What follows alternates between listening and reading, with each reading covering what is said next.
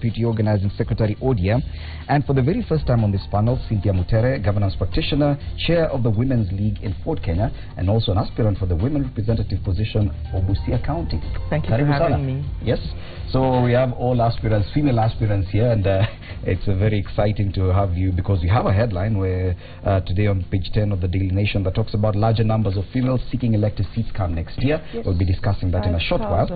Let's start with what is headlining on the front pages of the dailies. Opposition leaders flaunt unity at Wiper NGC. Now, for the very first time, we're seeing those four leaders. Conspicuously missing is Moses Wetangula from Fort Kenya, but he was represented there by Boni Halwale. But for the very first time, we're seeing Musalia Mudavadi, Kalonzo Musyoka, Raila Odinga on the same platform, because there had been talk that with the entry of Musalia Mudavadi, there were jitters, anxiety from the Wiper leaders' part, that he wasn't very comfortable with that. But now, that is not what you're seeing here. Quick thoughts on that?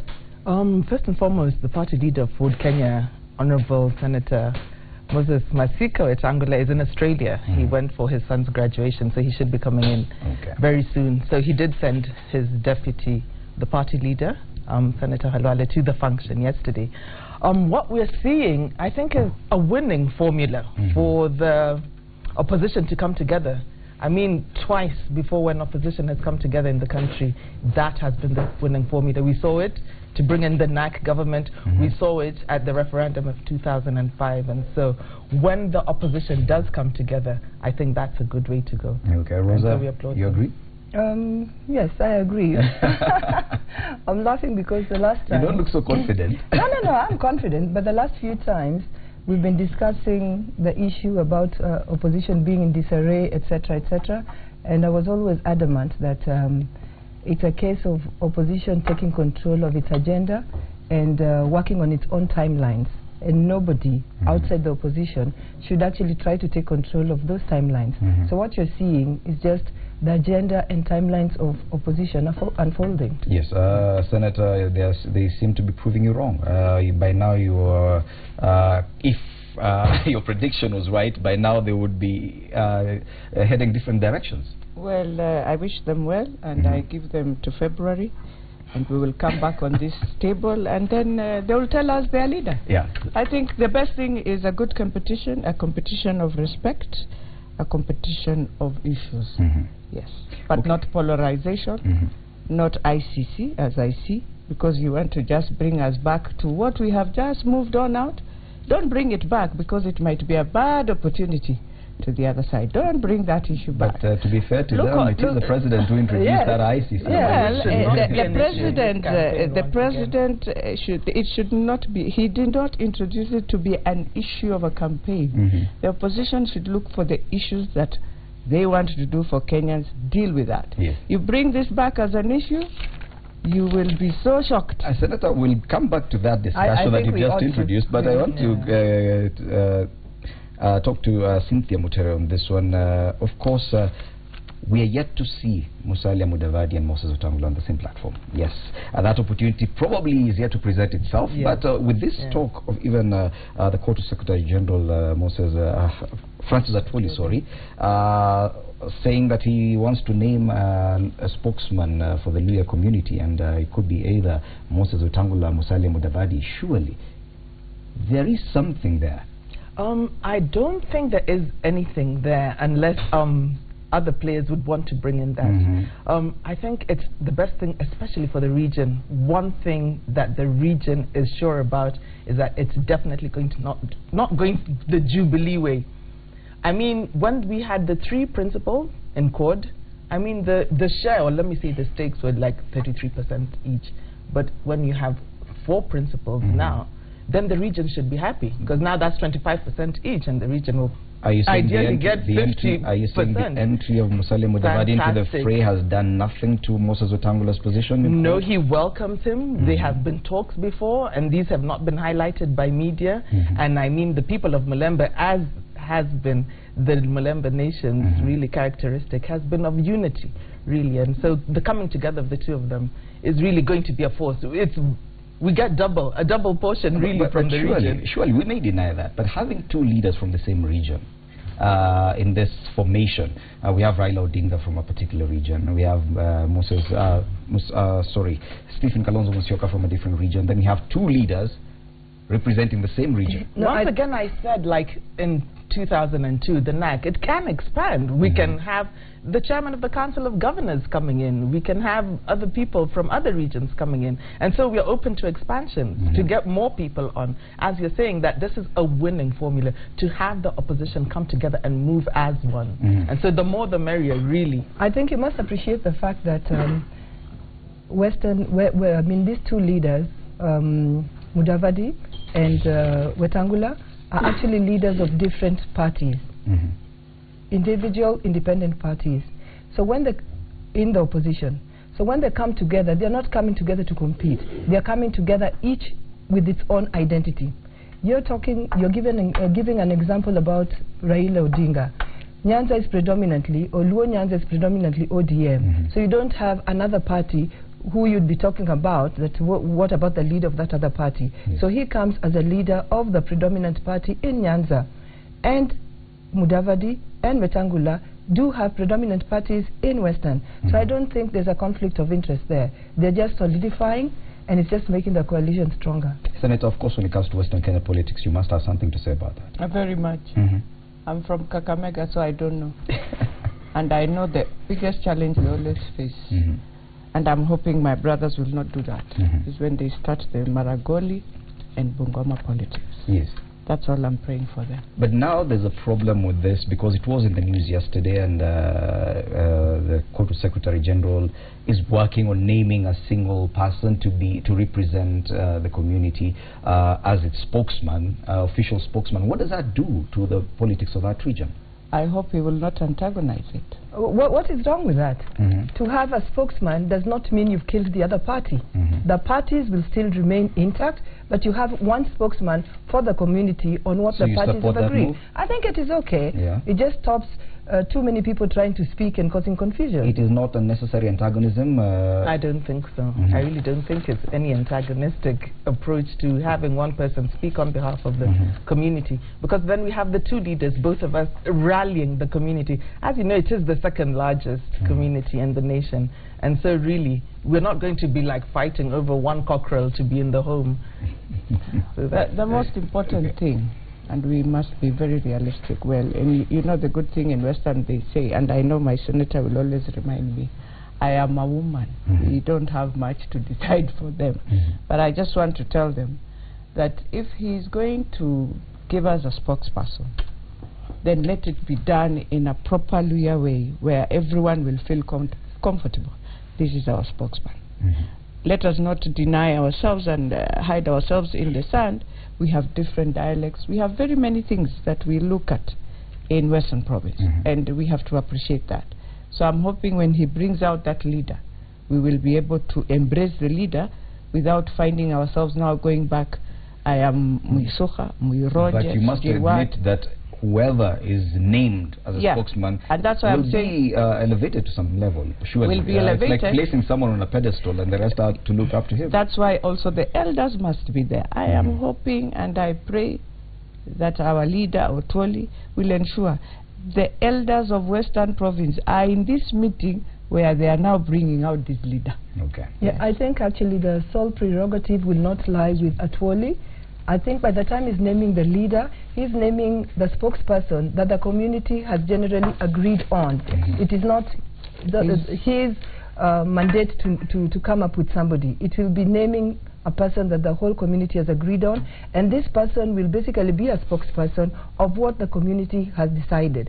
So he's not going to be the dictator, he's not going to be the leader of the community, but a spokesperson speaking out what the community has decided. Okay. Now let's talk to about what Senator mentioned earlier when you made your first comment about the ICC.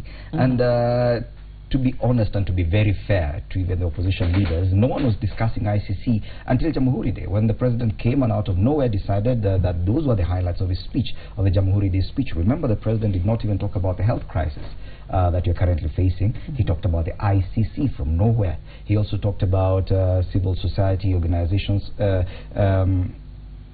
being funded by foreign countries to determine the outcome of the next elections. Now, those are the highlights that we got from the president's speech. So when the opposition leaders now are reacting to this, how are you saying, how is it that you want to say that is diversionary politics, that they are the ones who are taking us back to the ICC debate? Are they? One, Fred, the president was very clear, and I think it is an agenda he has carried even when he was at the ICC and after ICC, that indeed Kenya at one point will leave the ICC. What I am saying to my people, don't use it as a political agenda.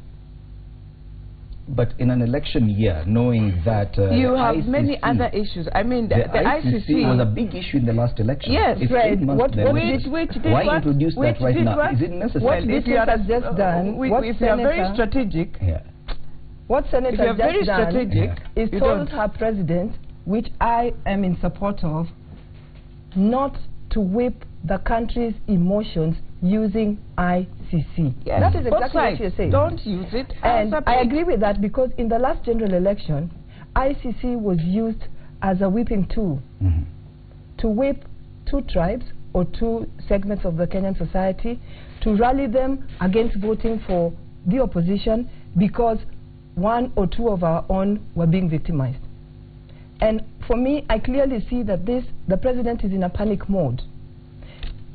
He's seeing the opposition coming together and is realizing and trying to take us back 5 years ago to try to whip emotions by bringing ICC again, so that he can rally the two major segments that support the Jubilee Party into supporting or into waking up and galvanizing themselves around ICC issue and feeling threatened as a people. And therefore, because obviously even those two segments of the society have clearly seen that Jubilee has taken the country many years back through all these corrupt deals. So he's wondering exactly how does he whip people again into coming to vote for them. And he knows that the only way he could probably do it is go the ICC way. Now, at least one journalist agrees with you, and that's a cartoonist on the Standard, page 14 of the Standard, seeming to show like the president appears to have run out of ideas, and is now going back and recycling. Remember, this is the day when you are celebrating our independence. Page 14 so we expected the president to highlight key issues that are affecting the status of the country today.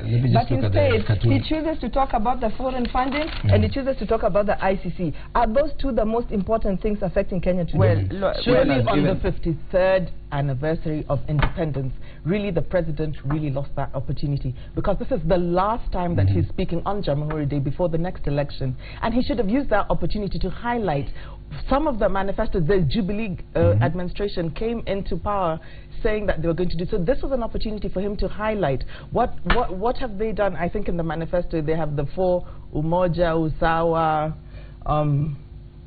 Uchumi, I don't know what the other one is. But what he does then is now start highlighting something that was in the last election, the ICC issue. Right now, he's talking about now foreign donors supporting NGOs running around the country and saying that this is not going to be tolerated. I think one thing that the Jubilee manifesto said, that they were going to support the civil society organizations, and that was really highlighted in their manifesto. But now what is coming out clearly, that one thing that they say and one thing that they do are two different things, really. Senator, I think I'll put you on the spot. Put me on the spot on this one, and I will say you and I mean really, the president talking about ICC did not say continue using the word ICC. So if you continue perpetuating it and you want to say, the president gave his speech, it was not just the ICC speech. He said reasons why Kenya has to leave. He gave examples of other countries that are leaving, and at the same time continued and gave in also what Jubilee has done. In the same speech, he ended the speech clearly on a note of civil society. He did not say it is wrong for civil society to get money, and I remember he even said, if you really want to help us, give the IEBC the opportunity, give them the money, and they will do the right thing. They will do voter education. IBC cannot do alone. They will still use civil society. So for me, I think where he was coming in is this money that you're giving, and we here have a new commission that is coming in. empower this commission, let them have the money, and they will give the civil society, just the way they have been doing anyway, for many years. IEBC receives money for voter education, they will still give for civic education. Yes. I think the senator has come from a background of civil society. Of course, really yes. coming into even the Senate. She came in through the APK, and we know that the luminary of APK has been Kariatu Murungi, who was a civil society person. Really, civil society is not about just voting. As the president highlighted, that is just the Kenyans know who they want to vote. The Kenyans know how they're going to vote. And civil society is about civic education, and it's in the Constitution. Let them do the civic education. Is the president changing his strategy, his campaign re-election strategy? Why? Because initially he was just talking about what the Jubilee Party has done, what the Jubilee administration has done. We've done this last mile. Then come the very last Jamhuri Day before the next elections, and he starts talking about ICC. Surely, was the ICC He's whipping emotions. Is it wrong to talk about it? Was it wrong to talk about it? No, you're the one who has been an issue. No. And that's why we said we want to leave. But I have said from both sides, and I want to repeat, because I don't like I like being me also. I have said, as a country, let us not use, and I want to repeat, the ICC, both sides, as an issue to these elections. Let us not go that route. And I'll repeat, because I like being myself also. And that's why I started on that note. I said last question on this one to for both leaders, both leaders, to say we want to now whip our country back. We have passed on that. Both sides look for issues and tell Kenyans why you're winning, why you're losing. That is up to Kenyans now to decide. Final question, Senator. Do you agree with the president that we should be withdrawing from the ICC? Yes, I agreed long ago on that. Okay. Yes. So what Senator is really saying is that opposition should be setting the agenda, because when the president is giving his speech, he really is setting the agenda really for the country, and then the opposition can interrogate some of the things that he's saying. If then she's saying that this shouldn't be part of the agenda, then they're not sitting and they're not speaking as one. They purportedly say that Pamoja Tuko and we're moving as one, but we're starting to see the cracks when you want to become an individual. I am sorry, Sylvia, I am Beatrice Elachi. At one point, I look at my country as me. Even you won't tell me if you will rove with your political party and forget you have also your own. For all the years, I have done that. So it's not just today. So there are sometimes, as a human Kenyan, that you must stand for Kenya. Can I say this? That it is clear the person who's introducing ICC to this electoral process is not the opposition. It is the president himself, for obvious reasons, that is trying to whip the emotions of the two segments of this society to garner their support and votes, because he's in a panic mode. Okay. There's no panic mode, Rosa. Panic mode is in the opposition. Once again, lost opportunity. Other things should have been highlighted. There's no lost opportunity, because really, you should have been highlighting what you have done and some of the things that are really an issue right now. I think we're going to be speaking about the doctors' strike, corruption, which is under devolution, and then you don't mention it. Ladies, let's stay with Jubilee, and of course, yesterday they began the process of electing their interim officials. And what we saw, different styles, different things happened at different places. In Embu there were disagreements. In Nakuru it was chaotic, because even the party members were demanding that the seats be shared between the original TNA and URP. And Rosa, as the top gun in the Jubilee administration, what's happening really? Because we understand that all parties are dissolved and merged into one. Why are people still talking about TNA and URP? Well, it's healthy. Fred, it is healthy. Very healthy. Then that means the merger was not successful. Listen, what's happening? It means they've come to reality. Indeed, we have a merger, so they will sort themselves out and they will bring the team. It's very healthy for a political party. There is no, between huge political parties, if you don't see some of those comedies and games, what happened in then Nakuru it's not a party. Is a case of all these parties that were forced to dissolve and join Jubilee being duped into thinking that Jubilee was a party, one unilateral party, with all the others having been swallowed. They are being told, wake up and smell the coffee. Yes. It is not true that this was one party. It is true that Jubilee Party belongs to TNA and belongs to URP, and all these others that dissolved were only taking them for a walk. Yes.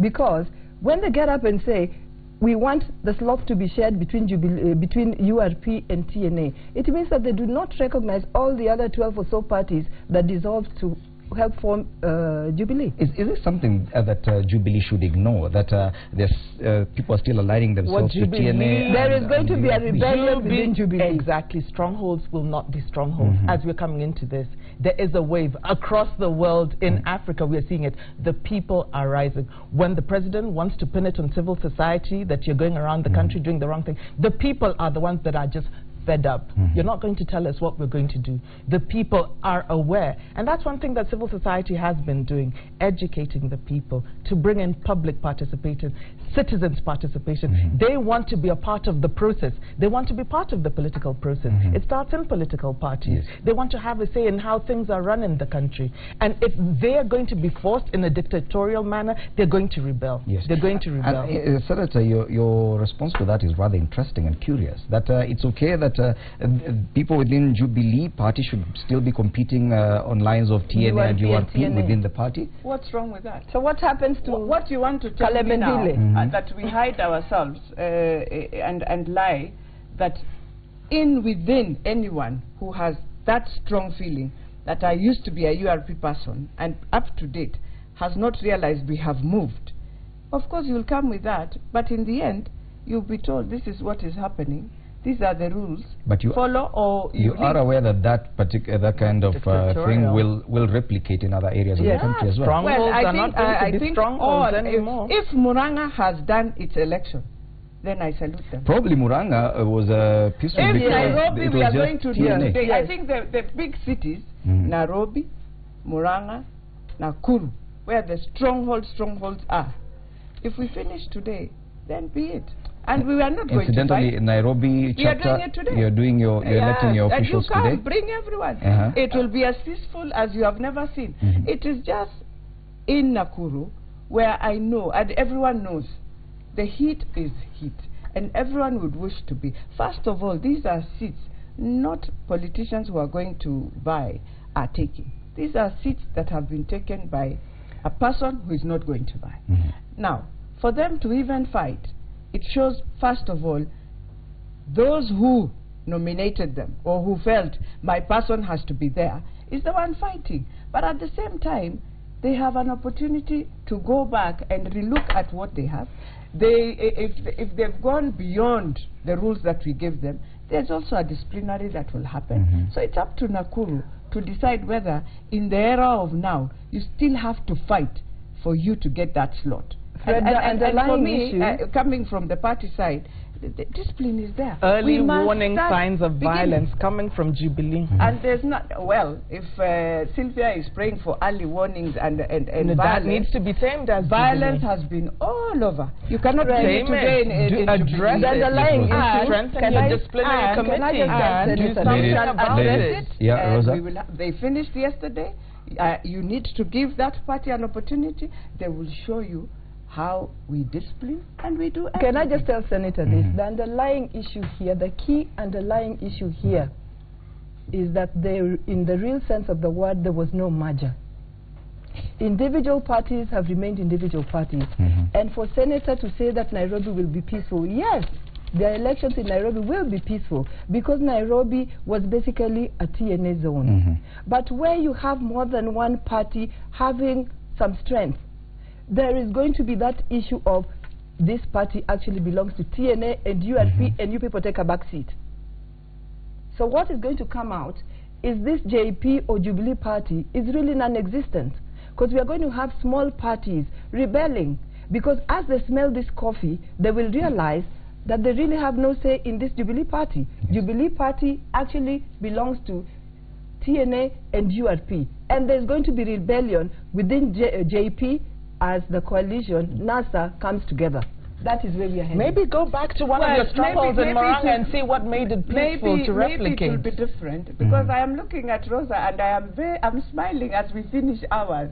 I am awaiting to see. To see what, my dear? To see your NASA, and if you will not have violence, I will salute you, Rosa. Violence where, you know... Incidentally, speaking of violence, Dialogue. and this is something that has been of concern, because we're now seeing like we're devolving the violence. Yeah. Yes, initially it was at national level because of the presidency, but now we're seeing that everyone wants to fight physically. On Jamhuri Day, it became a battleground in all counties. Yes. Mombasa, we saw that. Yeah. We saw that in Kirinyaga, even at level of a parliamentary level. We saw that where else? I think in Meru. In Meru? Yeah, where the senator and the governor don't see eye to eye. Now, isn't that a cause for concern as well? Because now we're no longer fighting at the national level. We've devolved. It is a cause for concern. And sitting on this table, we saw it, sitting around this table previously, I remember Beatrice, and I think we're with the Deputy Speaker also. They categorically say that violence is ODM and ODM is violence. And what I said is, try having an election and you will see. So what you see today, or what you saw yesterday, just hold it. What you saw yesterday, in them attempting to have those mini elections, was just nothing but violence. And Senator, violence in what happened yesterday? What happened yesterday in Nakuru? What happened? Violence in how many Violence is violence. Either way, whether it's what happened in Nakuru? Among all the 47, one. Because you're saying even Jubilee Party, we are strong here in Nairobi. Yes. Because the national outlook is of one party. But when you devolve it down, you're now talking about regions where URP has strength where you have versus different TNA. parties. Then they start competing. We're at that not level. going to shove the agenda down the throats of even people. Kajiado yesterday they finished. The people I will think the rebel. only place where it was is Nakuru. And I want to salute the other counties that did their elections peacefully. And I'm hoping those going forward, remaining, the 5 or 7 of them, will be peaceful. Okay. In Nakuru, and I'm repeating, in Nakuru, they will have their own disciplinary. They know the constitution of Jubilee, what it says, and they will have to go through that constitution again. And they will have to see the penalties. I think penalties are there, they will pay. And for me, I have no problem. The problem that we need to ask ourselves is going forward, as we go to the election, forget about now our parties where we have all this. Are we going to embrace ourselves as politicians within that competition without violence, without using young people who will come and perpetrate and move to the other competitors' rally and ensure you create violence? That should be our worry, not just us as women, but everyone in the country. And the biggest, toughest wars or bruising politics will be on the MCA seat and the governor seat. Those two seats. So we expect to see more violence at that level? At that level, there'll be more violence not contain, because you find one MCA has 30 competitors. Different. Now, by the time we even narrow down to the nominations, I think it will be very bruising. And women there are going to be hurt. Okay. On that note, to take a short break. When we return, we'll discuss the doctor's strike briefly, because we do understand the talks have failed. The president yet said nothing about it, and he totally ignored it when he made his Jamhuri Day speech. He will be heading to Western Kenya starting tomorrow. We'll be discussing that and a lot more when Power Breakfast continues.